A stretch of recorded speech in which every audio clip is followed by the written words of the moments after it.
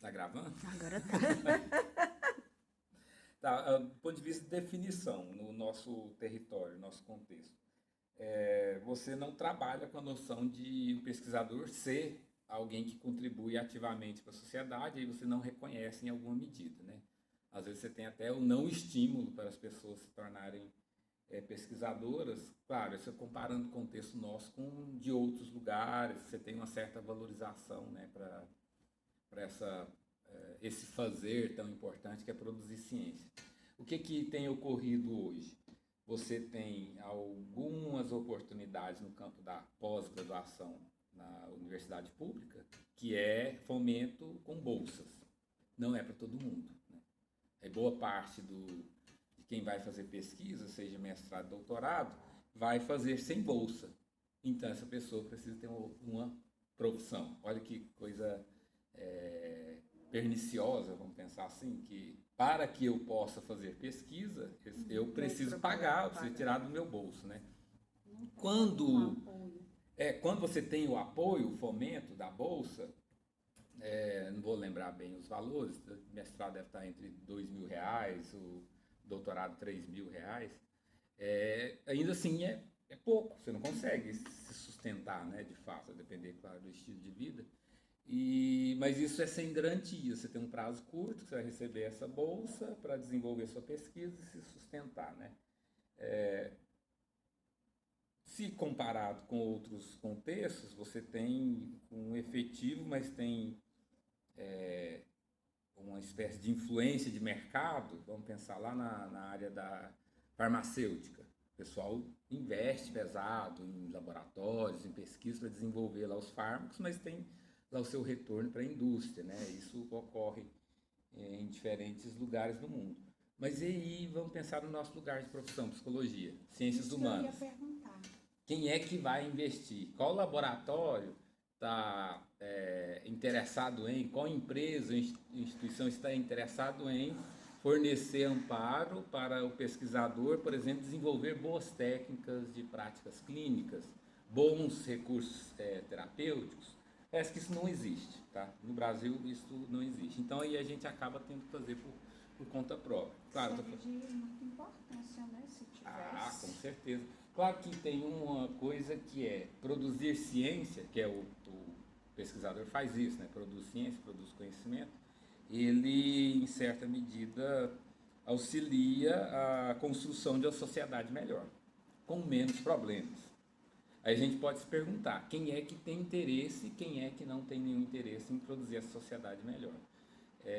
E aí tem jogo, claro, trama internacional, você desestimula, por exemplo, o avanço da indústria no território brasileiro hoje. Nesse sentido, você desestimula o desenvolvimento de tecnologia, aí eu estou ampliando o leque, não só dentro de ciências humanas, né? Principalmente na área de tecnologias mais avançadas, do ponto de vista da indústria mesmo, a gente tem, isso foi construído, tá, pessoal, em alguma, pelo menos na última década, um desestímulo à pesquisa. O que já era ruim, você não reconhecia o pesquisador como profissão, você agora dá pouco, já era pouco, né, a ajuda de custo, claro, tem estrutura, ambientação, você dá menos hoje. O que a gente percebeu quando nós fomos no Congresso é que o Congresso ele não foi voltado para a clínica do Congresso de Psicologia. Não. Então, assim, a gente levou um susto mesmo, todos nós que fomos aqui da sala, porque a gente viu que existe outro campo, que é o campo da pesquisa, que são outras áreas que a gente pode atuar, entendeu? Então a gente estava muito que pensando só nessa direção. Eu tenho só que, não sei se foi assim, se é a faculdade, claro que é também, né? Mas assim, a gente ficou assustado e ao mesmo tempo a gente ficou pensativo. Então a gente pode atuar em outra área. Como eu te falei aquele dia que eu gosto muito da neuro, mas eu me interessaria na pesquisa, não no fato de ficar fazendo as avaliações, aplicando as avaliações, entendeu? Então realmente a gente não tem, como você está falando, o pesquisador ele não tem esse apoio para. Tradicionalmente, isso não é muito diferente em outras partes do mundo, mas tradicionalmente no Brasil a gente alimenta muito o fazer clínico dentro da psicologia. Quase todos os cursos, seja da iniciativa privada ou universidade pública, elas têm uma pegada curricular mais voltadas para a clínica. Só que os congressos, em ampla medida, resultado de pesquisa, eles não giram em torno disso. Claro, aponta que a gente tem muita coisa a valorizar no campo da psicologia. E a pesquisa é muito importante, né? A extensão também é muito importante. Eu estou até retomando uma experiência que foi minha, que eu entro na graduação, e aí nem toda a universidade vai oferecer essa oportunidade, que é ensino, beleza, tem que ter. Tem que ter também o espaço para extensão, que é esse contato com a comunidade, essa parte prática. Tem que ter pesquisa, para você entender se vai se tornar ou não um pesquisador de fato, entender como funciona a ciência de uma maneira mais aprofundada, né? Lá dentro da graduação, eu já, logo nos períodos iniciais, eu me interessei muito pela extensão, porque no ensino, muita teoria para cá, teoria para lá, e aí lá dentro da minha ingenuidade, imaginei, não, na extensão eu vou conseguir lidar um pouco melhor com essa lacuna, né? A gente, até uma fala de um autor importante na psicologia, que é o Martin Baró, como é que a gente sai ele fala do nosso castelo de marfim, que é o mundo da teoria, da psicologia, como é que a gente vai para o mundo da vida e vai entrar em confronto, né, do que a gente está falando dos livros e o que é que está acontecendo na prática. E aí eu já engajei nessa extensão e acabei deixando de lado a pesquisa. Acabei não experimentando a pesquisa, pelo menos no começo da graduação.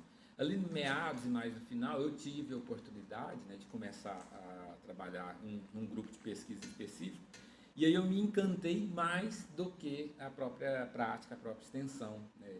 E se eu tivesse talvez engajado antes, eu teria construído até uma espécie de carreira mais sólida dentro da pesquisa, né?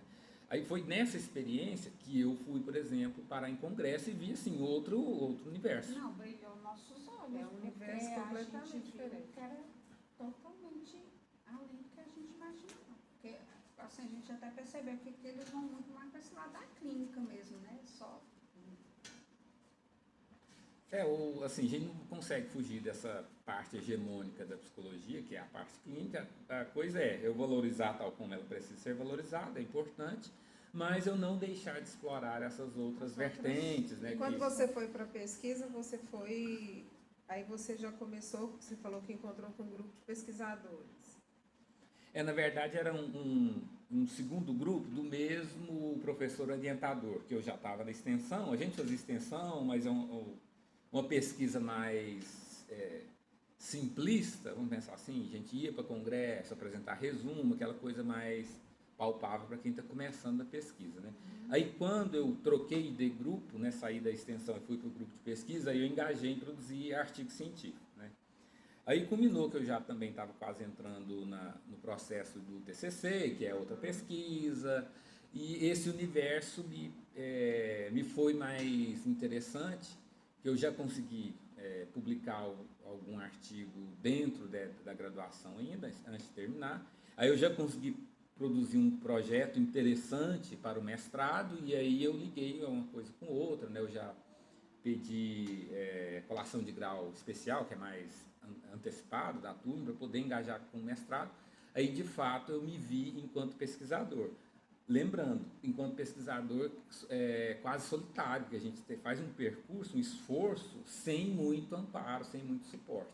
O amparo acaba sendo mais humano mesmo, é do orientador, que sabe da dificuldade dos orientandos, é de quem já passou por esse processo e vai te indicando os caminhos para sobreviver, né?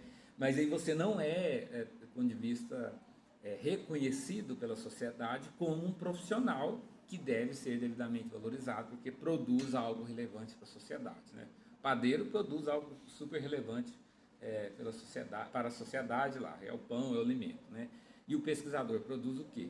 Claro que dentro das ciências humanas você tem isso é um desdobramento de uma tradição na ciência, que determinada ciência é ciência valorizada. Determinada ciência a gente cogita entender que ela não é. Ela é outra coisa, né? E o pessoal dentro de ciências humanas sofre um pouco nesse sentido, né? Aí você vai ver lá o que um psicólogo produziu enquanto produto de artigo científico, ou enquanto dissertação, tese, que é um produto científico, o que isso tem de efeitos práticos. A gente tem uma postura brasileira, né, de a pesquisa, a ciência, aquele jeito quase caricato, um laboratório com alguém ambiental que está produzindo um produto palpável e aquilo é ciência. Se eu produzo ideias, se eu produzo outro tipo de ciência, me parece não ser ciência. Aí a gente sofre um pouco com isso, né? Aí nesse momento eu passo a habitar dois mundos, que é o mundo da psicologia. Eu permaneci no grupo de pesquisa em psicologia e passo a fazer pesquisa na área das linguagens também, com um outro grupo de pesquisa, né? Eu fiquei com dois. Ainda hoje eu estou lotado nesses dois lugares, né?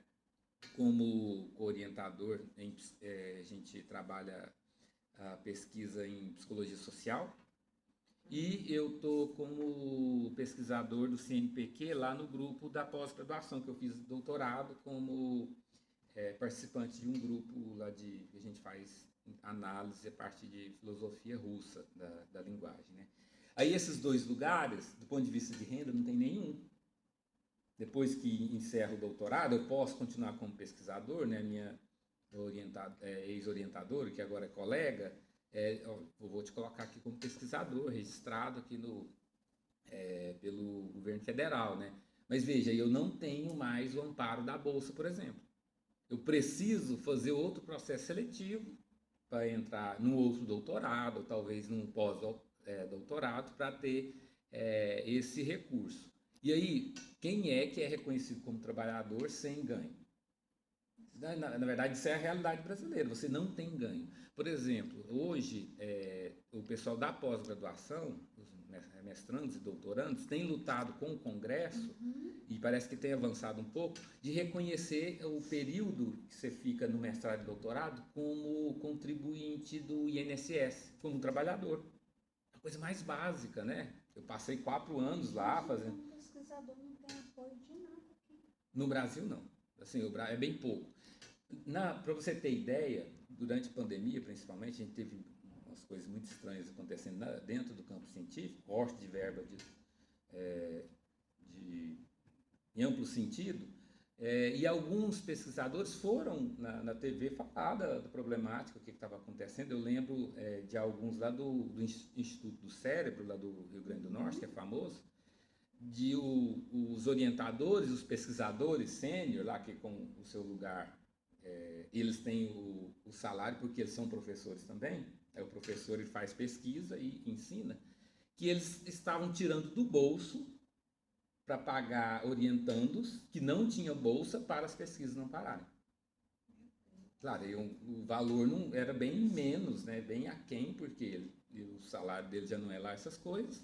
Como se fosse uma ajuda de custo mesmo para a pessoa se locomover, Sim, e alimentar. Os professores, orientadores, diretores desse instituto estavam fornecendo o mínimo para que não parasse pesquisas super importantes, né?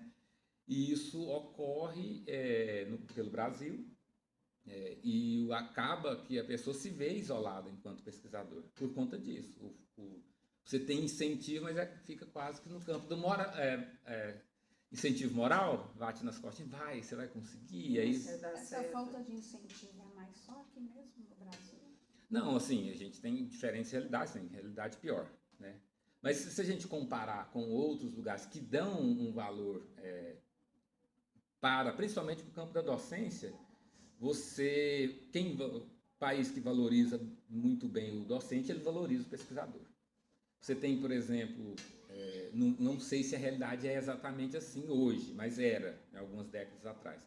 Na França, você pagava o professor universitário e ele ia fazer pesquisa. E ele ia ministrar aula exatamente sobre a pesquisa dele. E ele pegava poucas aulas para ele ter tempo de fazer pesquisa. Ele recebia e ia lá ensinar o que ele estava pesquisando, que é muito importante isso. Claro, hoje você tem uma outra realidade, principalmente porque no Brasil o grande volume dos docentes universitários estão na iniciativa privada. A iniciativa privada ela é precarizada. Claro, tem questões socioeconômicas aí, questões políticas, mercadológicas. E ela entope, né, o docente de alta carga horária de sala de aula. Aí ele não tem tempo de preparar, assim, ter uma espécie de construção mais elaborada do processo de ensino dele, e sequer vai sobrar tempo para ele fazer pesquisa, né? E aí fica um Deus nos acuda, porque os estudantes, quando eu tenho visto isso na psicologia, os estudantes avançam dentro da graduação e começam a descobrir que tem muita coisa boa dentro da psicologia, que eles não vão experimentar. Exatamente. E aquilo vai gerando uma certa angústia, Uma mas gera também frustração. no professor, que o professor sabe que o estudante tem um monte de coisa que ele poderia conhecer e ele não vai ter oportunidade. A pesquisa, se a gente tivesse um fomento, aí claro, pegada mais cultural, se a gente tivesse um incentivo maior para se fazer pesquisa, inclusive dentro da iniciativa privada, os estudantes iriam poder explorar muita coisa que existe dentro do campo da psicologia, mas não está previsto lá na grade, no curricular, né? Porque é na pesquisa que a gente vê as novidades. É na pesquisa que a gente estuda o que a gente está com interesse, com curiosidade. Desperta, né? Ainda desperta e você vê um potencial que o estudante teria. Sim, e que está até porque, encoberto. mesmo que você não se torne um pesquisador assíduo, recorrente, você entender um pouco melhor como funciona a pesquisa, você vai entender muito bem como que funciona a profissão. Você vai estar muito... o subsídio é outro do ponto de vista para a prática, para a profissão.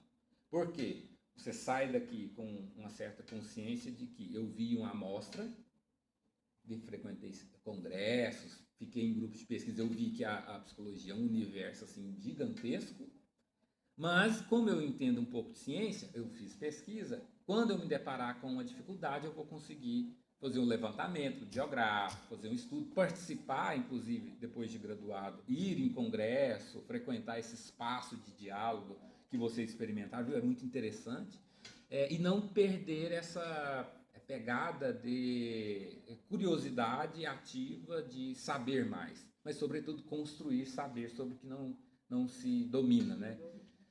Então, é uma falência histórica do próprio lugar de pesquisador, porque a gente não valoriza a ciência como deveria. É um julgamento moral mesmo, a posição minha. A gente não tem valorizado, e isso tem sido um problema. Se o estudante não se engaja no processo de ensino, ele nem se dá conta que isso tudo está acontecendo. Ele atravessa a graduação, pega o diploma dele e acha que a psicologia é só isso. Mas um pouquinho de engajamento, um pouquinho de contato no mundo científico, e aí, novamente, o congresso é muito bom para isso, de fato, você concentra, né, muitas perspectivas científicas, ele vislumbra e às vezes ele fica até um pouco, perdoa a palavra, um pouco broxado dentro da própria graduação e fala, nossa, que... Não, isso realmente aconteceu com a gente. Nós perdemos o pique todinho, porque o que a gente falou? Gente, o que a gente está fazendo lá? A gente está sendo preparado para a clínica e quase nenhum de nós aqui, a gente até percebeu, se identificava tanto com clínica, entendeu? De quem estava lá no congresso, né? E a gente começou a perceber e falou, não, é muito mais do que isso. E quando você fala que, quando a gente pesquisa, a gente aprofunda.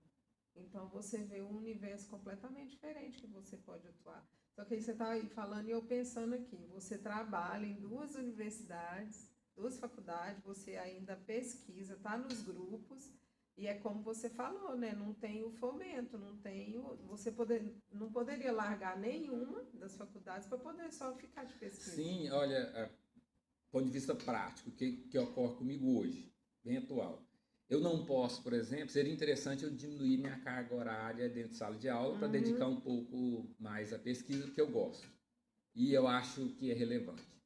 Eu estou com um artigo aprovado que eu preciso reformular parte dele para hoje, dia 19? 19. Eu tenho que reformular, não sei se vai dar tempo. Ele foi aprovado e enviaram lá, você tem 10 dias, você manda para reformular isso, aquilo que está inconsistente, para poder ser publicado. Não sei se eu vou conseguir, e o artigo está lá aprovado. Às vezes a gente demora mais de ano para ter essa resposta, né? Eu tenho um segundo artigo, mas aí esse tem uma parceira que ela está trabalhando nele, que foi aprovado, e a gente tem até o dia 21, por exemplo. E Aí veja, essa parte que seria uma espécie de detalhe, que é reformular para ser aprovado, que todo o difícil, que foi o Já processo foi de fazer a feito. pesquisa, foi feito, e não me sobra tempo para trabalhar esses detalhes. E às vezes eu perco a publicação porque, de fato, eu estou afogado tentando pagar as contas, né, que a gente não tem esse momento. E aí tem um acúmulo, eu tenho pesquisas boas, que eu acompanhei, que eu consegui orientar, que eu consegui entrar depois do final e fazer minha parte, lá, esperando eu colocar para tentar publicar e está lá guardado. Eu não posso demorar muito, porque daqui a pouco isso assim, fica. esse incentivo partiria da universidade para os pesquisadores ou não? Bolsa, né? Ou a universidade também como é que eu digo, não incentiva muito, porque também vê que é um campo assim que não tem muita. Eu tento fazer uma certa avaliação mais ampla disso, que não é assim responsabilidade exclusivamente de quem dirige uma universidade, quem é dono de uma universidade. Eu estou falando na iniciativa privada, porque essa é uma perspectiva cultural. Desde antes, quando você visualiza uma certa faculdade no projeto, na planta, você não visualiza fazendo ciência, você visualiza ensinando. Esse é o grande núcleo de interesse, né, da iniciativa privada. Ok, não está errado, é isso mesmo, né? A gente precisa ensinar. Mas veja, se a gente quer um bom exercício de ensino, eu preciso ter pesquisa. Porque pesquisa é que vai lidar com a novidade, com a curiosidade, instigar o estudante a trabalhar aquilo que interessou ele. Por exemplo, vocês não têm psicologia do esporte aqui, né? Não. Vamos supor que em algum momento alguém diga que existe a psicologia do esporte, mas vocês não vão ter nenhuma disciplina para tal. Aí como que você poderia explorar isso? Lá na pesquisa.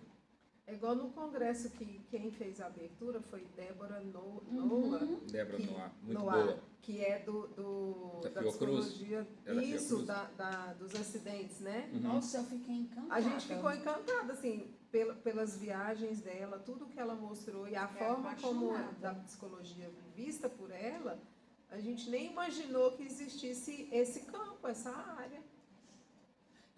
Eu fiz um curso na Fiocruz com ela e outros. Ela é maravilhosa. Foi durante a pandemia, como que a gente dava suporte para as pessoas na Ela pandemia. falou um pouquinho sobre isso, né? Ela é pesquisadora da área e assim, aí lá também tive contato com vários outros autores e trabalhando temáticas que a gente não vê ou acha que vê alguma coisa dentro da graduação. E dessa vocês podem pegar como exemplo para ver que tem muita coisa espalhada por aí, que é psicologia, que deveria ser valorizada, não é? E aí tem esse fator cultural prévio que impede que as pessoas que tomam decisões relevantes, que poderiam fazer essa abertura para a pesquisa, acabam não enxergando que é possível fazer isso. Né? Vamos pensar aqui que na nossa realidade, essa faculdade gostaria de diminuir um pouco a evasão. Pessoas entram aqui, se matriculam, daqui a pouco abandonam o curso. Pode ser que a pesquisa seria um mecanismo de apreender ânimos e curiosidades e essa evasão cairia. E você não precisava investir tanto para abrir espaço para pesquisa. Tem mais a ver com espaço também, tá? nem tanto recurso. Porque você consegue, tem professores interessados, mas aí abrir espaço é incentivar em amplo sentido para que isso aconteça, né? E temos estudantes, muitos estudantes interessados, temos professores interessados. Então, por que não acontece? Né? Aí você pode voltar e fazer uma leitura desse processo histórico que culmina que psicologia é profissão voltada para o fazer clínico. Ah, mas o fazer clínico necessita de pesquisa. Se ele necessita de pesquisa, necessita de gente fazendo pesquisa. Então, por que não se eu estou preparando profissionais para lidar com essa micro-região, com esse território, por que não pesquisar sobre esse território, sobre essa micro-região, para que esses profissionais saiam daqui ainda mais preparados para lidar com essa realidade? Uma coisa é eu me preparar com literatura, artigo produzido na Europa, nos Estados Unidos, ou em outras regiões do Brasil, dizem alguma coisa, outra coisa eu lidar com ciência produzida aqui, principalmente voltado para essa realidade. Gente, eu saio daqui muito mais ávido assim, a lidar com as questões que é desse território.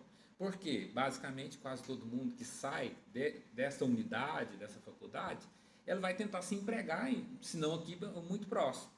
Né? Então, tem toda essa jogada que poderia ser melhor visualizada, mas não é um problema pontual aqui. Esse é um problema nacional, histórico. E tem a ver com a não valorização do pesquisador. E o não incentivo, que sobretudo de dinheiro mesmo, renda, né? As pessoas, o pesquisador também tem conta para pagar, né? E ele acaba tendo que fazer lá o seu projeto solitário, construir todo um planejamento de como é que eu vou sobreviver desses anos que eu vou fazer minha pós-graduação e tentar produzir pesquisa, mas daqui a pouco eu vou ter que abandonar isso, porque eu não tenho um lugar de carreira. A gente não tem carreira enquanto pesquisador. Aí eu preciso combinar, eu tenho que fazer alguma atividade que vai me dar o sustento e depois eu faço pesquisa, se sobrar tempo. Que é mais ou menos o que eu estou dizendo para vocês. Eu estou com um artigo lá aprovado que eu preciso reformular e eu nem tenho tempo para arrumar, para poder publicar. E aí lá, sei lá, minhas publicações que estão quase 25, 30 publicações, eu poderia ter 40, 50 de boa qualidade. Mas ainda assim você não vai desistir. Não, porque é um lugar que eu gosto, mas sobretudo, você tem essa coisa pessoal, sobretudo que eu acho que vale a pena, né? A gente fazer alguma coisa que vale a pena, eu acho que muda tudo. E aí eu acho que vale a pena. Claro, aí eu preciso reformular o meu ritmo e a minha realidade para eu conseguir fazer alguma coisa com uma qualidade razoável, porque eu não consigo fazer tal como eu gostaria de fazer. Em que sentido? Dedicar mais, dedicar plenamente. Como não pode porque a nossa realidade não permite, então... Mas mesmo sendo uma realidade assim tão complicada, você ainda indica que quem tiver esse desejo e aflorar isso para ir para a área da pesquisa? Ah, com certeza, porque é muito fácil vocês caírem na armadilha. Olha, eu graduei, conheço psicologia, agora eu consigo praticar. Não. Você teve uma amostra do que é o campo da psicologia, isso você não dedica a pesquisa, que pode ser de uma maneira informal, não precisa ser formal, num grupo. De repente você monta um grupo de estudos com estudantes que fizeram a graduação com vocês. Olha, tem 2, 3 pessoas, a gente continua lendo, a gente continua se encontrando semanalmente. Eu sempre falo isso, a gente dentro da faculdade, a gente aprende teoria, mas a gente não sai daqui pronto. Não, eu acredito, como eu já fiz pedagogia, a gente sai cru. Para mim, a gente ainda sai cru, porque é muita coisa que a gente precisa aprender na prática e precisa entender. Então, depois eu comecei a observar que é justamente aí é que falta. Não é que a gente sai daqui cru, é que a gente não tem pesquisa, a gente não dedica ao estudo do que a gente já aprendeu. Então, foi onde eu entendi que era sobre pesquisa isso. Aí tem uma semelhança muito próxima à profissão psicólogo com a profissão docente, pedagogo, que é esse eterno atualizar-se. Mas, claro, se a gente olhar para todas as profissões que trabalham a partir da ciência, a produção de conhecimento sistematizado, ele está colocado nesse lugar de eterno atualizar-se. Então, profissional de medicina, farmacêutico, né? Mas veja que a cultura, nesse sentido, engloba todos. A gente não incentiva todo mundo a ser um pesquisador. Aí, boa parte, não sei mensurar isso, mas vamos pensar, boa parte, com o diploma na mão, se vê como profissional. Claro, do ponto de vista da trama legal, é isso mesmo, ele pode praticar e as pessoas passam a praticar.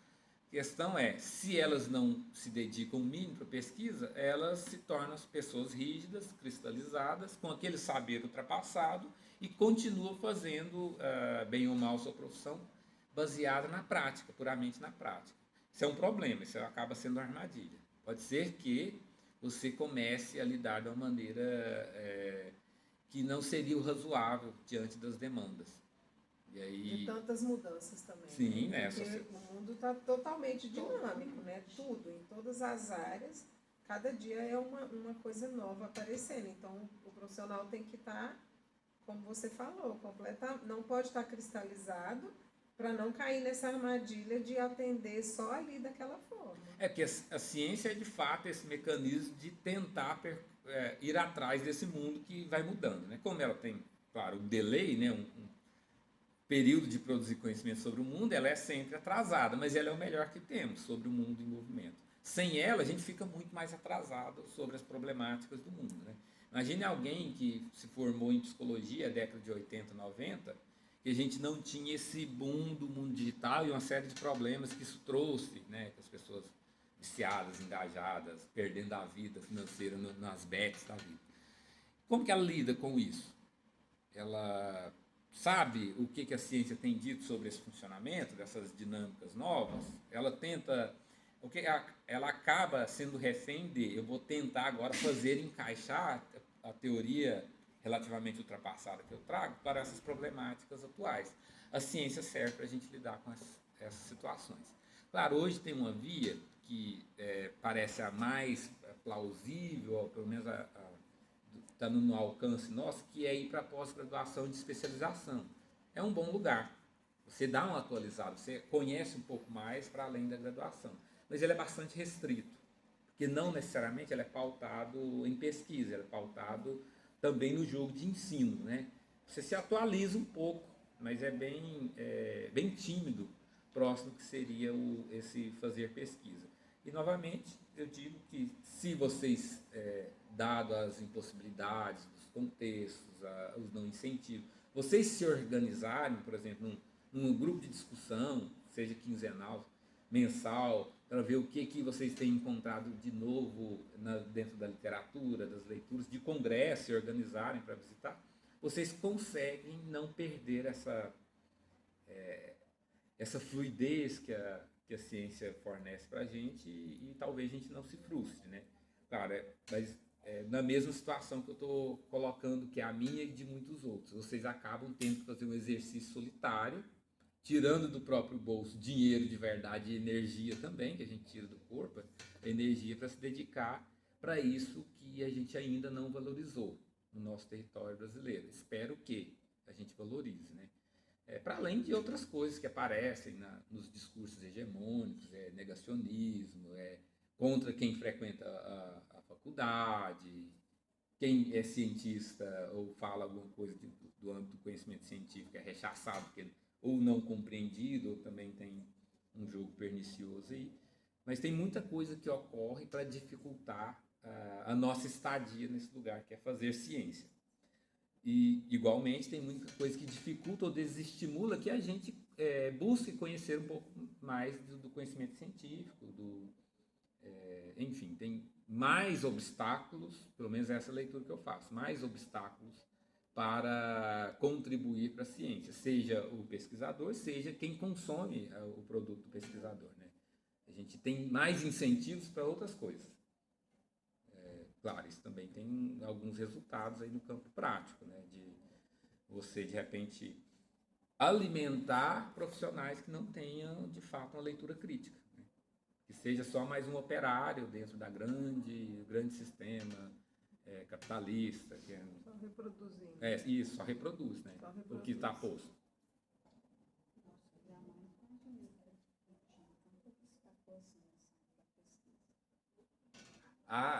Mas são obstáculos camuflados, né? Invisíveis. Vem cá, vem fazer um mestrado, vem fazer um doutorado, é bom, é bacana, é mesmo. Quem é que vai te manter lá? Aí acaba que o campo da pós-graduação se transforma também com mais um lugar de privilégios, né? Uhum. Por isso que fica o foco na pós-graduação, né? Porque você tem esse privilégio, esse aumento de salário, mas é igual você falou, não está totalmente na pesquisa, é só um aprofundamento, alguma novidade do que você já viu. Sim, o da especialização, né? Sim. É só isso, mais nada. E um problema, a gente tem visto assim, aparecer muitas especializações de institutos muito frágeis, com a que você vai visitar a grade curricular do curso, assim, nem tem a ver direito com o título do curso, e é só para captar dinheiro mesmo. Você tem um valor lá que é acessível à galera, mas eu consigo fazer essa especialização. Eu vou ter o título, mas conhecimento, será que vai, né? Até isso. A gente tem Cabe muita, a pesquisa, né? Você muita, olhar. sim, a gente tem muita especialização de baixíssima qualidade. E o pessoal está comprando um produto e ele não sei se oferta o conhecimento válido para você se dizer, eu sou especialista disso. Aí tem todo o valor. Você vai achar de R$ 100 mensais a R$ 1.000 E aí mensais. tem toda a prática também, né? Porque compra após, faz e já se autodenomina com a graduação lá da pós e sai para trabalhar, mas aí não tem prática nenhuma. Como é que vai Sim, fazer? Não e aplica, não estudou, não continuou fazendo a pesquisa sobre a área que quer atuar, então o conhecimento ali não vai adiantar de é uma muita coisa. altíssima incidência desse tipo de especialização ser EAD. EAD você interage com um aparelho, Eu não gosto. aulas gravadas, textos postos. Tá, isso serve de alguma coisa. Mas a gente não debate dentro da psicologia que o ensino de qualidade tem que ser presencial, porque, inclusive a Débora Noal, eu já ouvi ela falando disso. O contato, a gente é muito da presença. Enquanto a gente está com o outro, a gente vê as nuances, a gente sente os gestos, né? E quando a gente perde isso, a gente perde parte da realidade. Então, imagina um lugar que a interação é muito importante com o profissional, docente, professor, para você conhecer um pouco mais desse assunto, aí você elimina isso, você corta. Tem sido a especialização. Assim, toda vez que eu tentei, Marcelo, fazer algo, nada, eu nunca dei conta de concluir, eu não dou conta. Para mim, tem que ser presencial. Desestimula, né? Tanto é que, para mim, fazer uma especialização, eu tenho que achar algo que seja presencial, porque para fazer só, eu não dou conta. Aí não tem muitas presenciais e isso, não isso são me deixou muito acessíveis triste. do ponto de vista do... Claro, tem Isso me diferentes deixou realidades. muito triste de saber disso. Enfim, professor, então, para a gente finalizar, Já você foi, precisa né? começar a sua aula, Não, né? foi muito, né? A gente quer te agradecer muito e o recado, então, que você deixa para nós é que... Não é porque é difícil que a gente precisa recuar, né? Mas isso eu acho que é um reflexo. Dentro do campo da psicologia, a gente lida com uma série de problemáticas, é muita tristeza, muito sofrimento, né? E aí, a gente não pode recuar. Eu acho que essa seria uma postura razoável. Mas a gente precisa se cuidar para não adoecer, né? Porque, de repente, você quer fazer pesquisa, você quer consumir ciência, você quer fazer parte desse mundo, saiba que você vai ter que se colocar no lugar de duplo, triplo trabalho, jornada, para conseguir se sustentar, porque essa é a realidade nossa hoje. Rara as vezes que você vai encontrar alguém que está fazendo ciência, que se posiciona como pesquisador e vive disso tranquilamente, com conforto, como deveria ser, né, o mundo humano, que eu pudesse desenvolver minhas atividades sem grandes preocupações, que eu tivesse o básico. Não, hoje não é essa a nossa realidade, né? Então, ainda há muito o que fazer para a gente tentar valorizar isso. E uma coisa básica é a gente combater negacionismo, combater um monte de contra-ideias científicas, né? Um negócio que tem publicizado aí nos mundos, nas diferentes vias de comunicação, e se a gente consegue combater isso, dizer que a ciência é boa, que ela é forte, que ela é razoável, que ela é interessante, a gente acaba valorizando o fazer científico, né? E eu acho que é mais ou menos por aí. Batalha de século. Não é coisa de 1 ano, 2 anos, uma mudança de governo que a gente vai mudar, não. Isso aqui é processual, é intenso e a gente talvez não veja os frutos disso. Quando a gente trabalha nesse sentido, vai ser outras gerações. Outras gerações verão, né? Você planta, outras pessoas vão... Aí veja que aí a gente consegue retirar um pouco o umbigo da parada toda, do funcionamento, e dizer, não, eu estou fazendo isso para um bem de outros, né? Exatamente. E ótimo, então vamos fazer. Muitíssimo obrigada. Obrigada, Marcelo.